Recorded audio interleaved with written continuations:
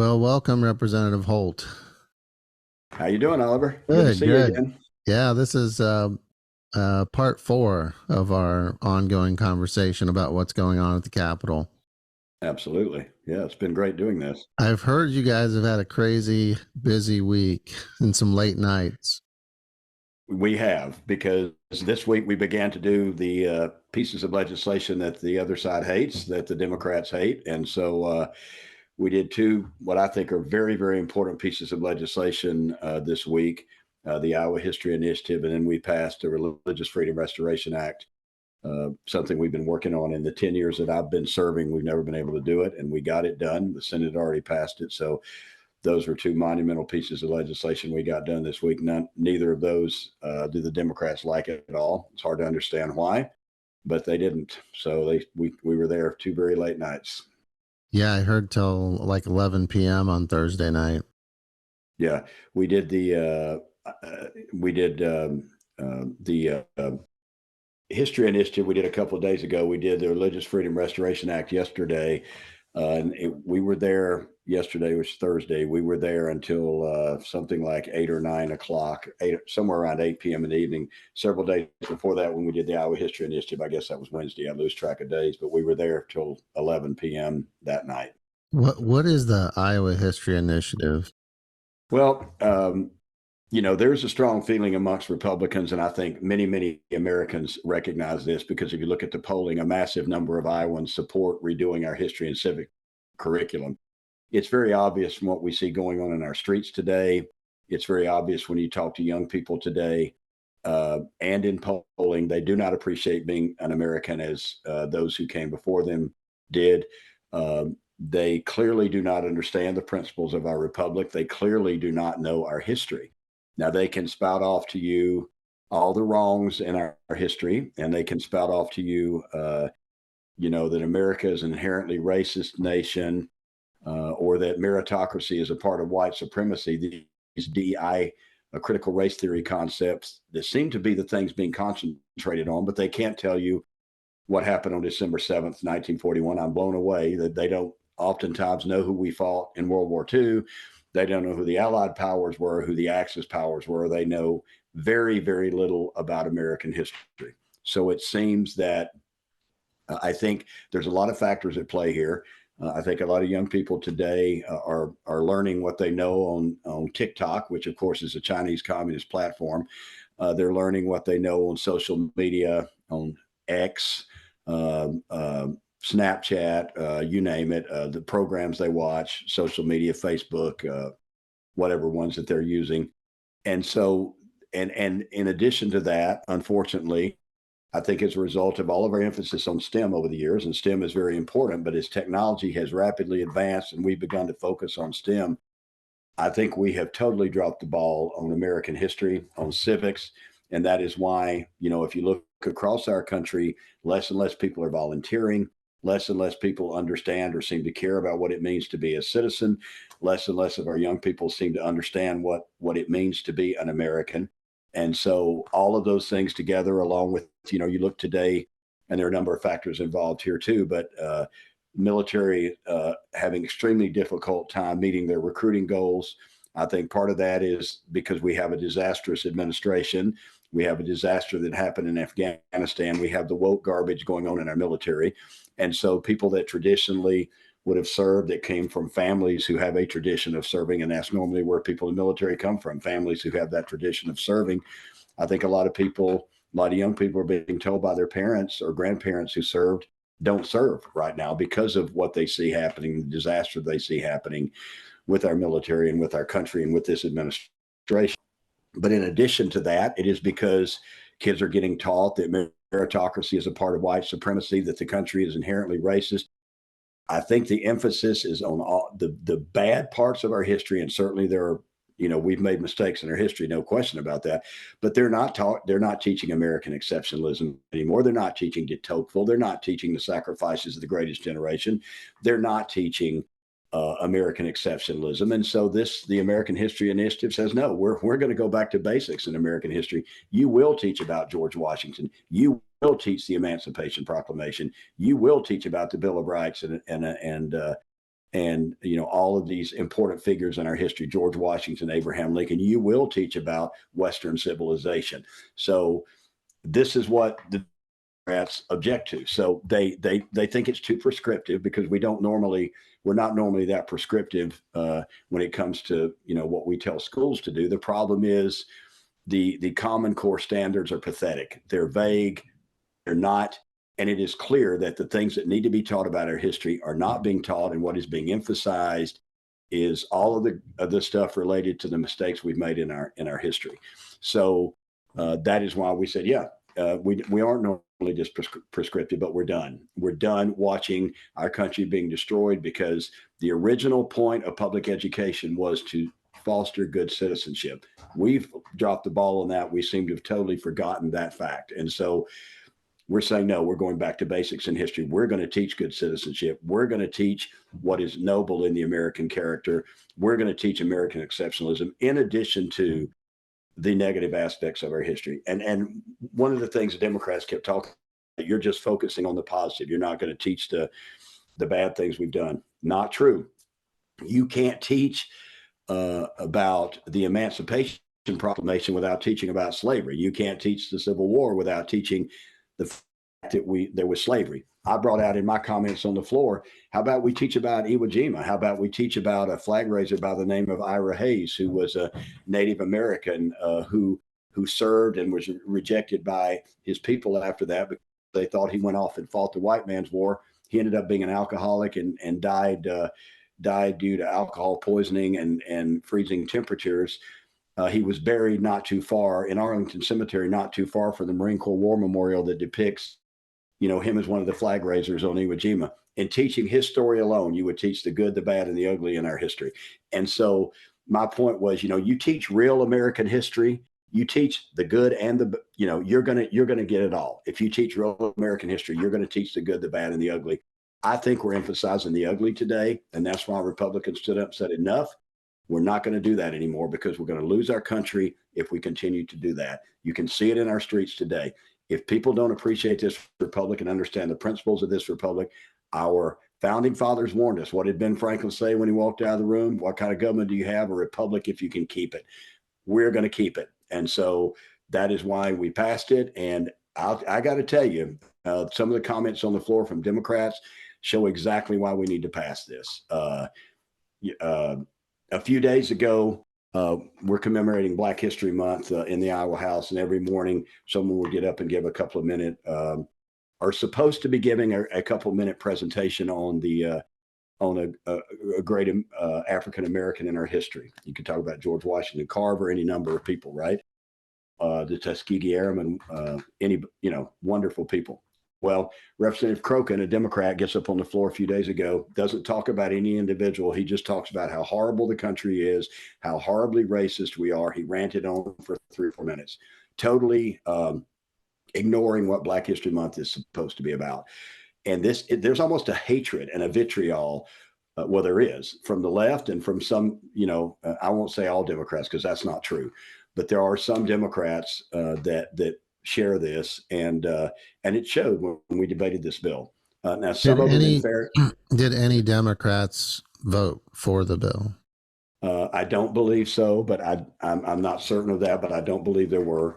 How were the votes from the Republicans? Was it a consensus, or were there some that did not vote for it? Yeah, I believe there were 3 Republicans that voted against it, and their main concern, having been educators, was they thought it was too prescriptive, not that we shouldn't be teaching these things. So their reason for voting against it was different.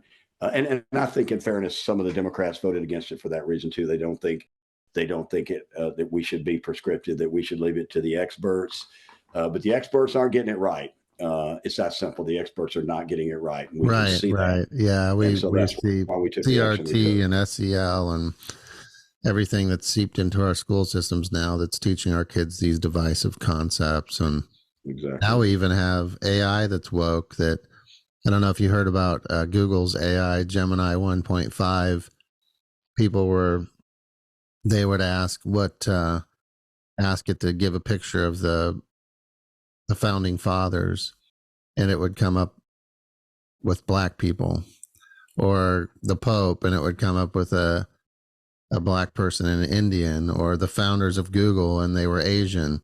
So it was pulling up historical figures and diversifying them because of the programming. Here we come, 1984. Right. I mean, country is going to be destroyed if we don't get a handle on it. We're well on our way, and so this is an attempt to do that. There's certainly some problems with the legislation. It's gone over to the Senate now. There'll be some things we need to fix. It's not by any means perfect at this point, but we sent it over to the Senate to continue those discussions. We think it's an important piece of legislation. Definitely, there can be some and will be some changes made if it actually gets to the governor's desk.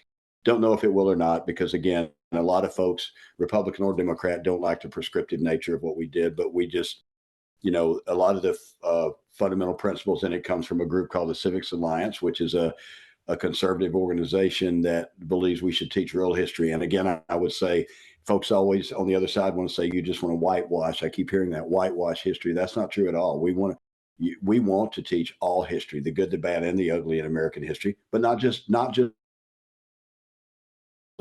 and that's what folks seem to want to do today. They don't, and I think these folks don't believe that America is exceptional. They don't believe in de Tocqueville. That's why they don't teach him.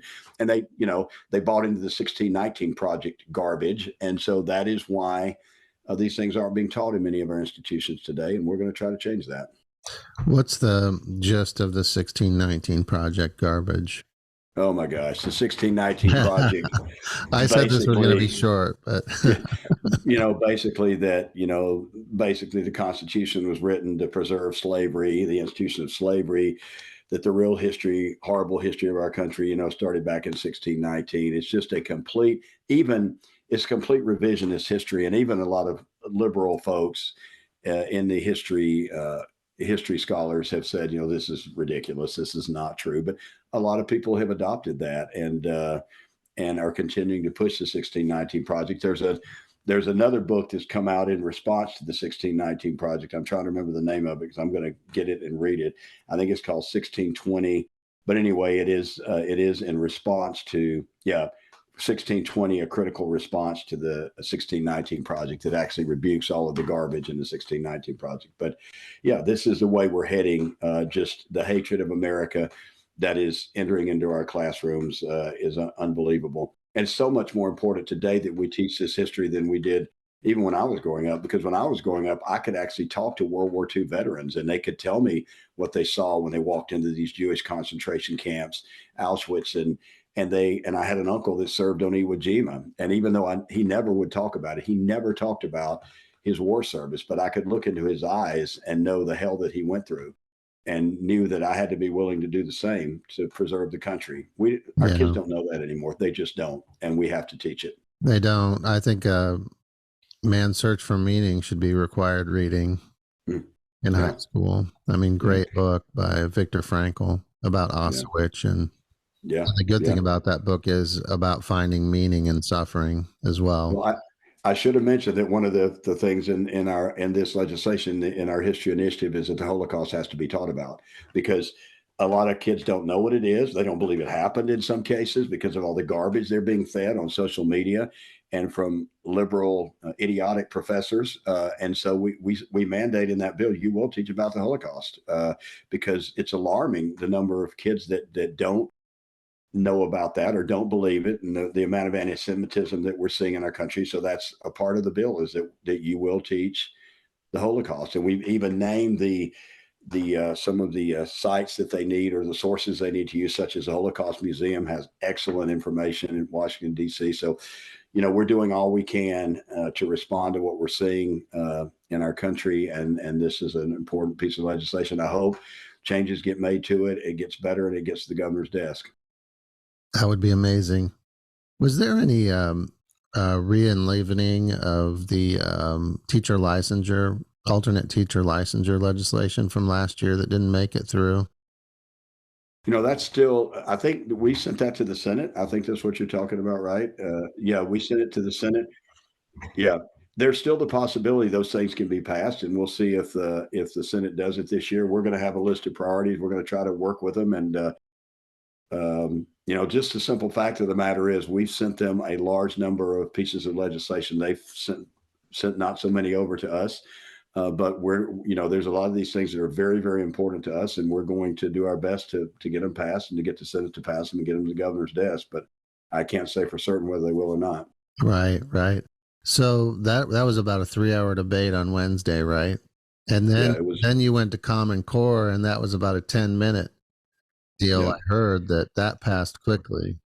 It's absolutely incredible. And again, sometimes I think we're victims of our success.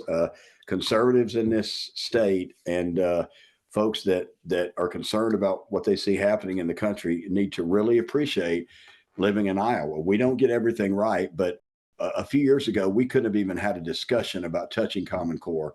And we passed a bill to create a study to begin to dismantle and get rid of Common Core because it isn't working. Right. We couldn't have even thought about that a few years ago. We couldn't have possibly passed almost every education bill we've passed this year to push back on the stuff that's happening and to try to improve education for our children, such as this history initiative we've been talking about. Couldn't have done it a few years ago.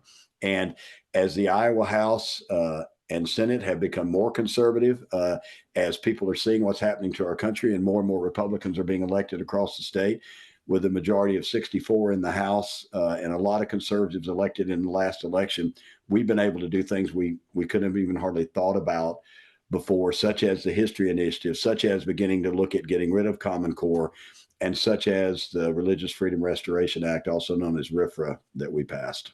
Right, right. That's amazing. And RFRA, how did that go? Tell us about that. Well, as chair of judiciary, I've been trying to get Religious Freedom Restoration Act passed for several years. Haven't been able to do it for various reasons. Mostly we just didn't have the support for it. Folks would listen to the other side and they would tell all the horror stories that would happen if we passed RFRA.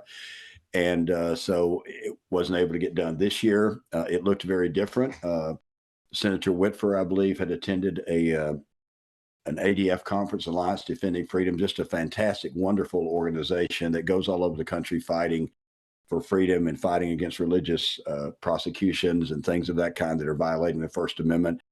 And the Senate position changed very much, that they were very interested in doing RFRA, and we began to realize in the House that we had the votes to do RFRA. The Religious Freedom Restoration Act, I would bring people back to when it passed in Indiana, and there was such a massive disaster there that Mike Pence had to go back and they had to water it down, and it passed other places and people just freaked out, and all of the businesses are going to leave and all the sports teams are going to leave. And this has been the battle cry. It's utterly nonsensical because the Religious Freedom Restoration Act doesn't do any of the things that the opposition claims it will do. Can you give us a synopsis on what it does actually do? Yeah.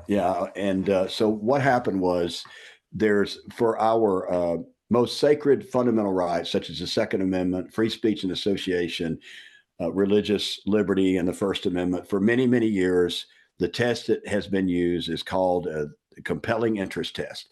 Compelling government interest with a narrowly tailored solution. So anytime the government infringes on Second Amendment rights, free speech and association rights, the highest judicial standard possible is that if the government's going to do that, it has to be a compelling government interest. It has to be a compelling government interest for them to infringe on the Second Amendment, infringe upon free speech and association, or infringe upon religious liberty. So it has to be a compelling government interest. And if that compelling government interest is there, then the solution has to be narrowly tailored so that it infringes on those fundamental freedoms as little as possible. That had been the standard in our country until 1990. And there was a case for the Native American tribe in which the Supreme Court turned, in a ruling, turned the compelling interest test on its head. And in that court ruling, they basically said, well, unless the law specifically targets religion, it doesn't matter. It's okay unless it specifically targets religion. So that left thousands of laws untouched, so that thousands of laws could infringe upon religious liberty, and there wasn't a thing that could be done about it. Therefore, in 1993, and it's amazing how this has gotten to the point now where Democrats are bitterly opposed to it. Guess who introduced Federal Religious Freedom Restoration Act in 1993? It was Senator Chuck Schumer. Because it wasn't about Christians. It was in response to a Native American situation in that horrific court ruling. The president of the American Civil Liberties Union at the time called that ruling that I'm talking about the Dred Scott of the First Amendment.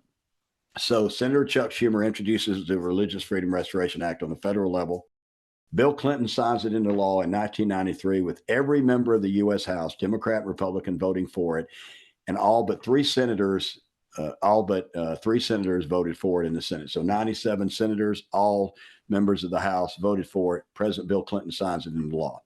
Fast forward. So then we've reestablished what had always been the case. The compelling government interest test with a narrowly tailored solution was restored for religious liberty when the government would infringe on religious liberty, just as we have for free speech and association, just as we have for the Second Amendment.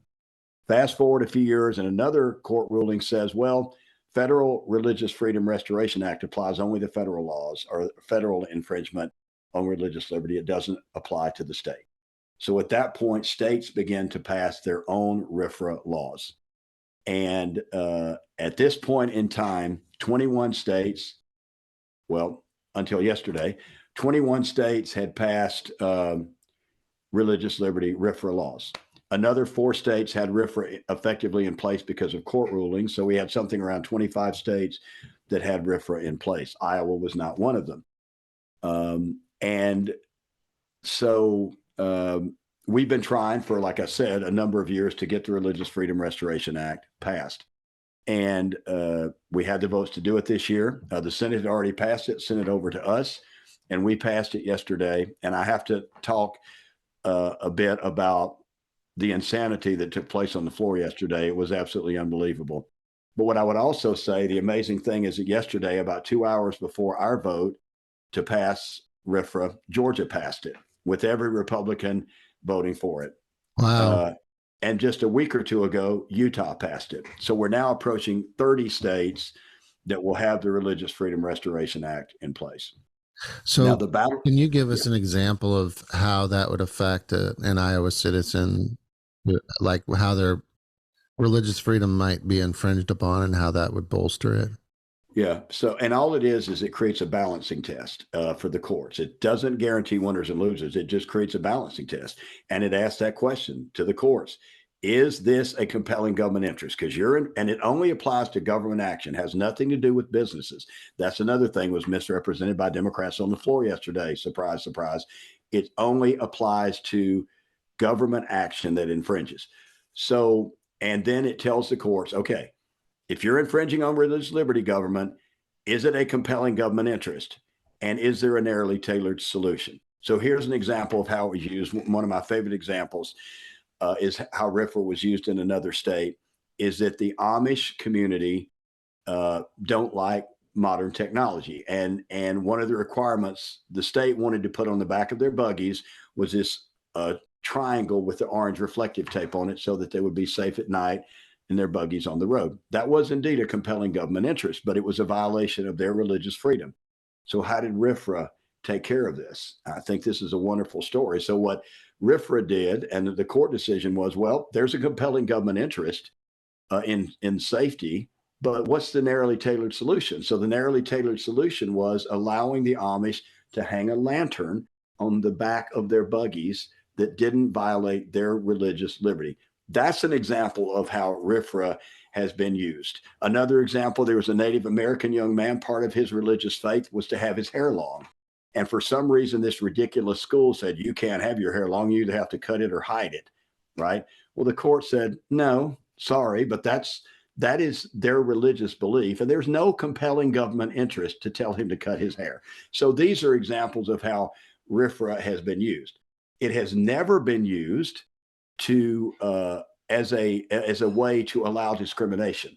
Why is that? Because it's a compelling government interest to prevent racial discrimination or discrimination. So, if you've got a religious belief here that would allow for some sort of, discrimination, RFRA is not, no, it's a balancing test. So it's never been used successfully for discrimination. It's never been used in that way. And so the parade of horribles that they always parade out are lies. They've never happened. And by the way, one of the things that they might call discrimination, the LGBT community might call discrimination, I wouldn't call discrimination.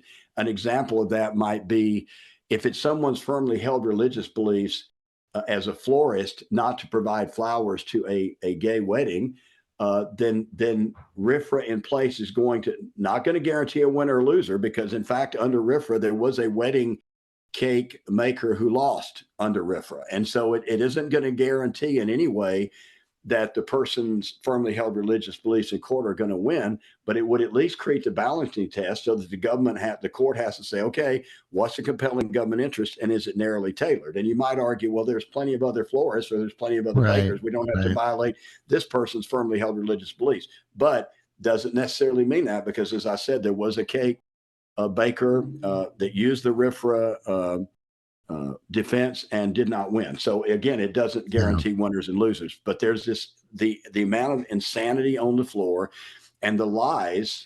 Actually, the bottom line is there are members of the LGBT community that want a rigged system. They don't even want the chance that a person of faith whose religious convictions are violated, they don't want them to have a fair day in court. They want the system to be rigged. And so that's why there's such opposition to it and why we spent hours in debate.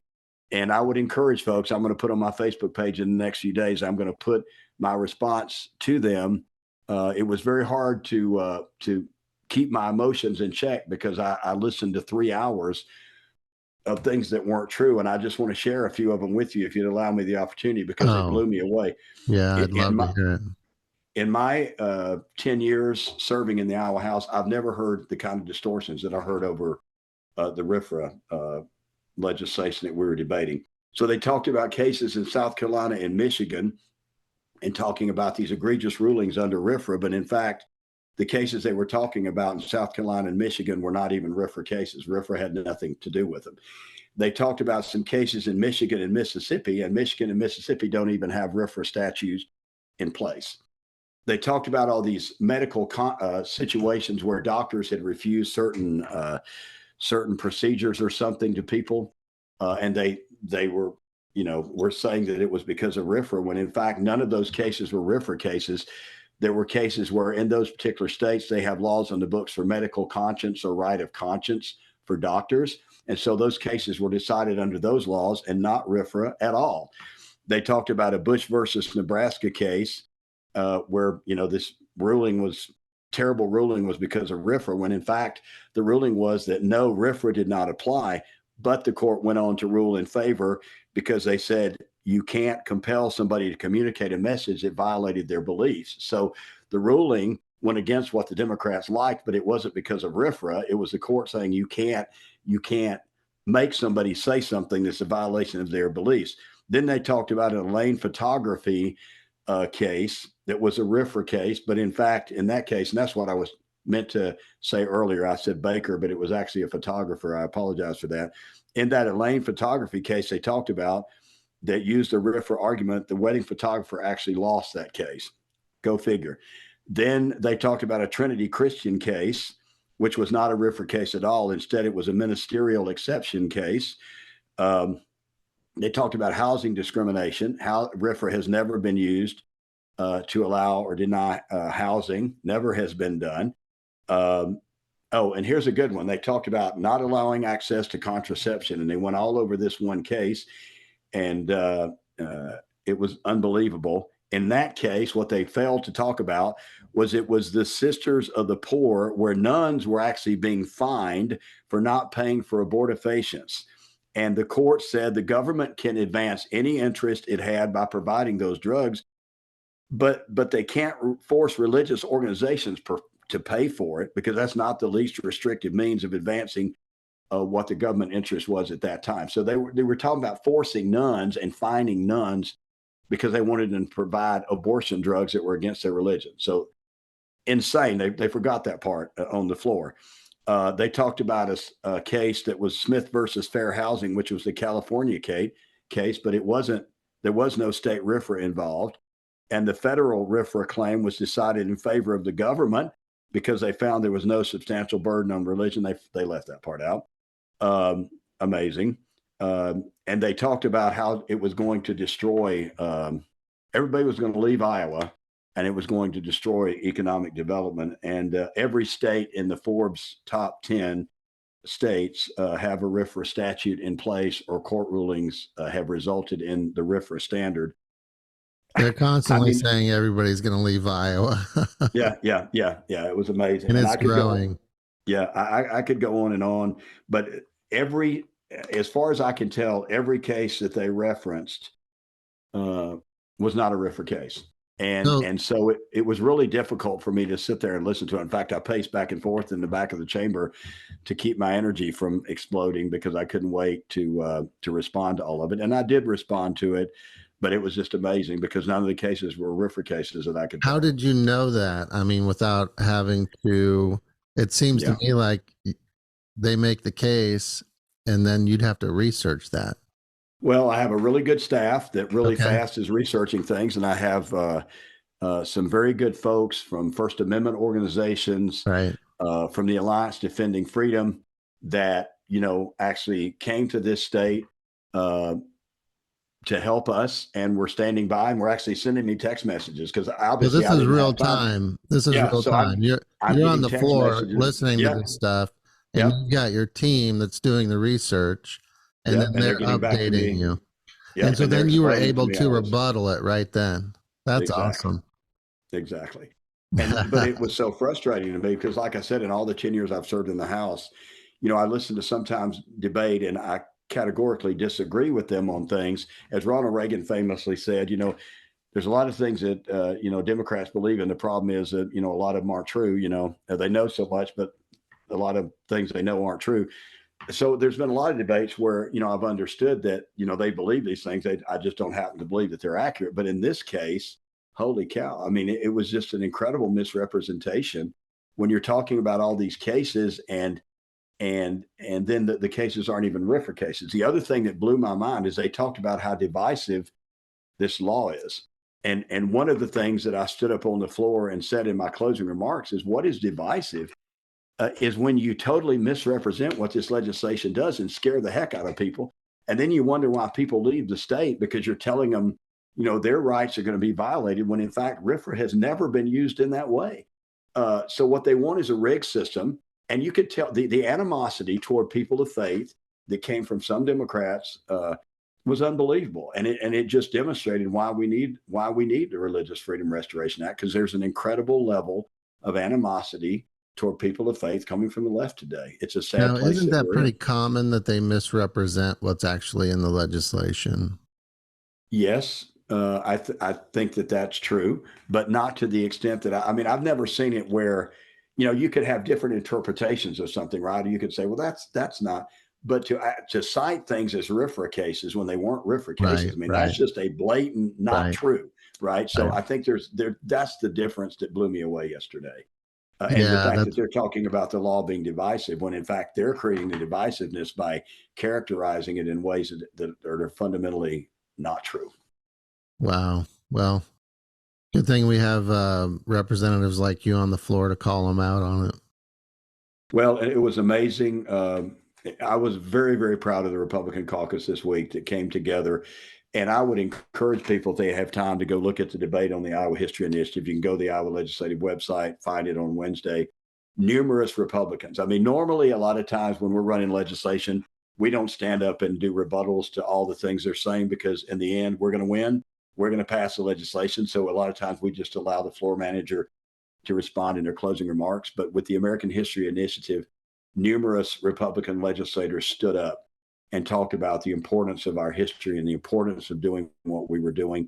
And I think it was a very profound moment that I think, frankly, took the other side by surprise because they're used to just sort of ranting and going unchecked until the closing remarks didn't happen with the Iowa History Initiative. And it was just a wonderful debate to watch.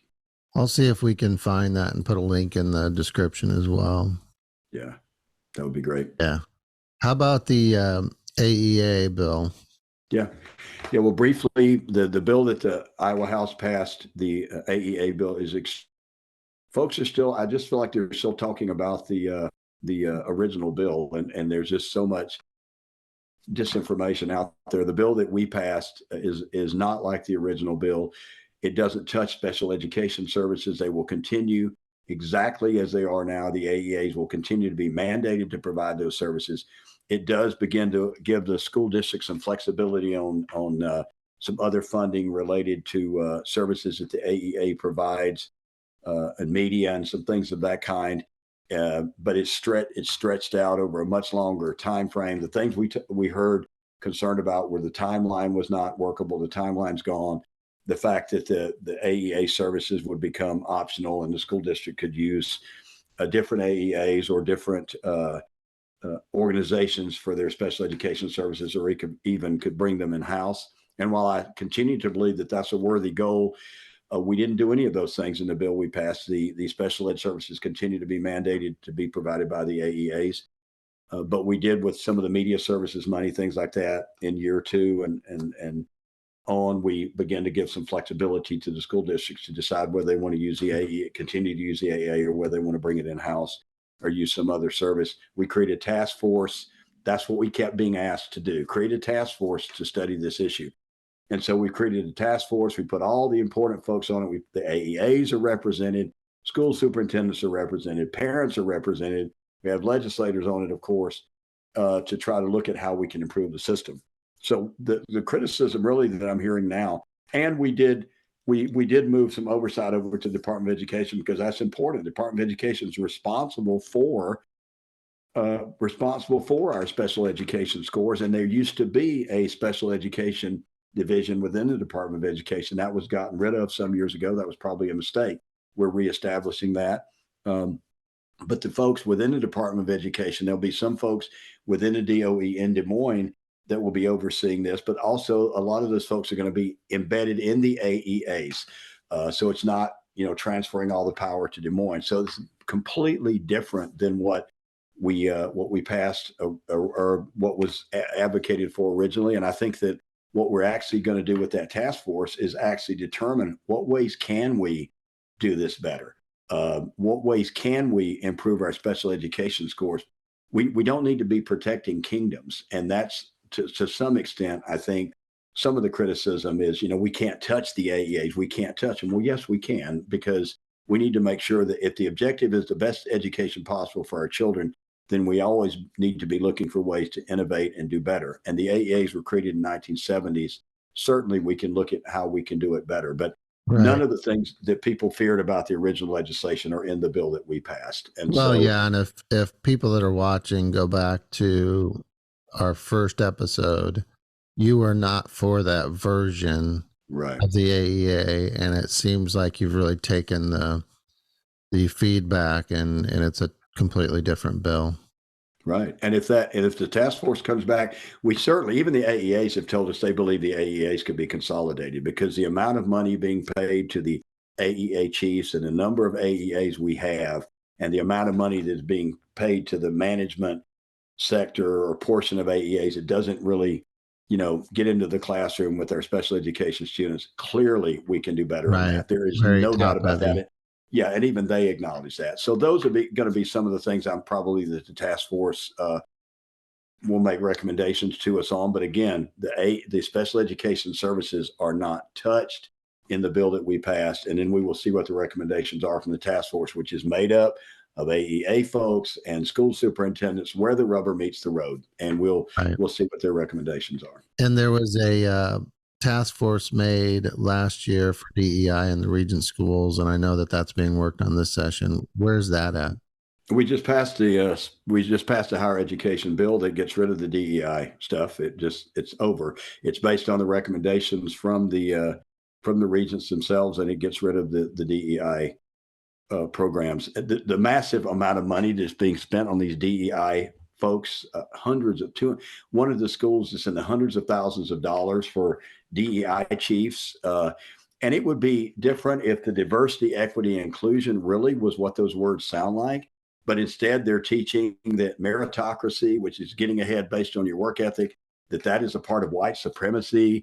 They're teaching that if you're white, you're inherently a racist, and if you're a minority, you're oppressed. I mean, it is ridiculous what these things are teaching. And so there's just this huge chasm between what DEI should be and what it sounds like it is and what it actually is. And so when the Democrats are up on the floor arguing on how these DEI programs must be preserved, I think what they're talking about would be something I would probably be interested in preserving. But the problem is that's not what these programs have done. They have created so much, taking us backwards. Martin Luther King, Dr. Martin Luther King, his dream about judging on character instead of skin color, just the opposite of what these DEI programs are doing. And that's why we say, okay, they need to be gone. And so that's only one of the things in the bill. There's a lot of other things in the Regents bill that addresses some of the things that we have seen going on there. And we'll see that was passed also and is headed over to the Senate. Fantastic. What is the outlook there, or do you have any idea? Well, I certainly think there's going to be some pushback. We really we're pushing the envelope in the House on a lot of things, and we push the envelope in the Regents bill. So I certainly think that the Senate will have some concerns, and we'll have to work through those. I certainly hope that what will be retained in the bill and ultimately sent to the governor's desk is the end of those DEI programs, based upon the recommendations from the group that met within the Regents and made that recommendation to us. So I think I hope that will survive. Some of the other things we'll just have to see. Yeah, for sure. You guys are doing great work up there. Is there anything else that you can think of? What's next week? Yeah, the one thing, we mentioned it briefly, but the one thing I would mention is we also passed a bill we couldn't have even touched a few years ago to examine Common Core and start beginning to look at how we can replace Common Core with something that actually works better. And we passed that bill, kind of amazing. It wasn't even a lot of debate on that one. So that was very interesting. So that we've sent that over to the Senate. We'll see where that goes. Again, a lot of the bills we did this year were focused on education, this week we're focused on education. For people that may not understand, what has been the big challenge with Common Core with some of them? Oh gosh, where do I start? Well, I think there's a lot of things in the science Common Core standards that are tied into climate change and into the liberal agenda of getting rid of fossil fuels that we think need to go. The way math is being taught today, and they've succeeded in getting their agenda, the sort of leftist agenda, is permeated a lot of Common Core. But set that aside, I think some of the standards in Common Core, I think our history standards in Common Core are one of the reasons that our history is lousy today in our public schools. They're so vague. In fact, there was a group, I can't think of the group right now, but it's a nationally recognized organization that goes and they study the social studies curriculum standards in various states and the civic standards. We got a D and an F in Iowa on our social studies and civic standards from that organization. We got a D and an F. So it's not just, it's not Republicans that are saying, these things need to be revised. It's a national organization that goes and looks at these things throughout the states. And they said, yeah, you're a D and an F, because they're so vague. And the things they talked about with these standards are so vague, they really give no guidance to teachers on what they need to do. And they seem to be vague to me so that you can talk about white supremacy and you can talk about the ills of Western civilization, and you don't necessarily have to talk about any of the good things. And so I think that there's just a lot of problems with Common Core. And it seems to me that ever since we've adopted that sort of Bill Gates funded Common Core standards, we've gone downhill. And so we just want to look at those standards and see what we can do better. We did, when we didn't have the Common Core standards, Iowa was leading the nation, I think, in education. And so we just think it's time to take a look at that and let the experts take a look at it and see what we can do to do better. So yeah, that's great. That is fantastic. All right. Well, we look forward to seeing more happen next week. Is there anything on the agenda that jumps out at you, or? There always is. I'm running a bill to try to get rid of guaranteed income programs. I think we may have talked about that. Yeah, we did on your broadcast in the past. We've had some pushback on that from some folks that are concerned about local control, and my response to that is local control is extremely important, but state and city and county governments only exist because the state created them and the state gives them the power to do what they do. And when you're talking about a fundamental issue such as socialism versus capitalism, such as continuing down the road to socialism, that issue has to trump local control. And so I'm continuing to work to get that to the floor. We also have a number of immigration bills that are going to push the envelope. If we pass them, I'm certain we'll be sued by the federal government, just like Texas was. But we've had enough. And so those bills may well be coming to the floor next week or in the weeks to come. Do you know anything about Senate File 108? It's about the E-Verify and holding employers accountable for, potential of having somebody work for them that may not be verified. Yeah, a number of my colleagues in the House are not fans of E-Verify. They believe garbage in, garbage out. They don't believe it's an effective program, particularly with what's been going on with it on the federal government, who may be controlling it on the federal government.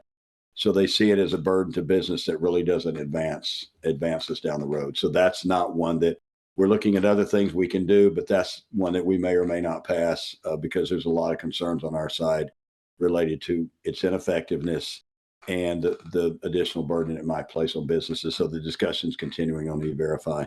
Some of the bills we're moving would disincentivize coming to Iowa, not getting money, public assistance money, if you can't prove that you're in the state legally. You don't have to be a citizen, but you have to be here legally.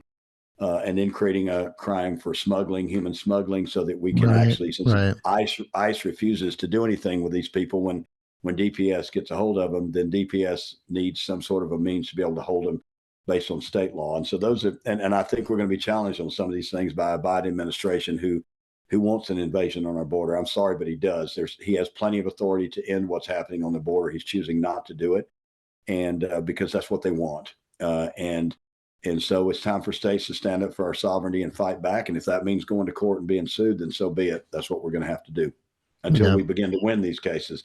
Right now, the state law in Texas that allowed Texas to arrest people that are in the state illegally has been put on hold by a federal judge. This is what we're fighting. A court system who continues to believe that that the federal government controls immigration laws and the states can't do anything about it.